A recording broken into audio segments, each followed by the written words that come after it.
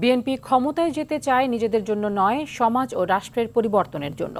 আইন সংবিধান সহ যে কোনো কাঙ্ক্ষিত পরিবর্তন করতে চাইলে ক্ষমতার পরিবর্তন করতে হবে। দুপুরে রাজধানীর গুলশানে একটি হোটেলে 2 বইয়ের প্রকাশনা অনুষ্ঠানে যোগ দিয়ে এসব কথা বলেন বিএনপির স্থায়ী কমিটির সদস্য নজরুল ইসলাম খান। তিনি বলেন, দুঃশাসন টিকিয়ে রাখতে পদস্থ সবাইকে অবাধে দুর্নীতি করার সুযোগ দিয়েছিল আওয়ামী লীগ। আওয়ামী লীগকে শকুনের দল আখ্যায়িত করে তিনি বলেন, যারা দেশের মানুষের সবকিছু কুড়ে কুড়ে খেয়েছে।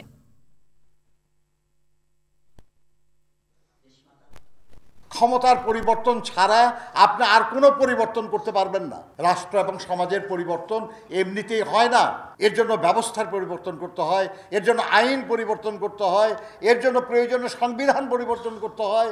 শকুন মরা গরু খাওয়ার জন্য চলে আসতো দলে দলে। এরা তো সেই শকুন, তারা দুস্থ মানুষের রক্ত মাংস কুড়ে কুড়ে খেয়েছে।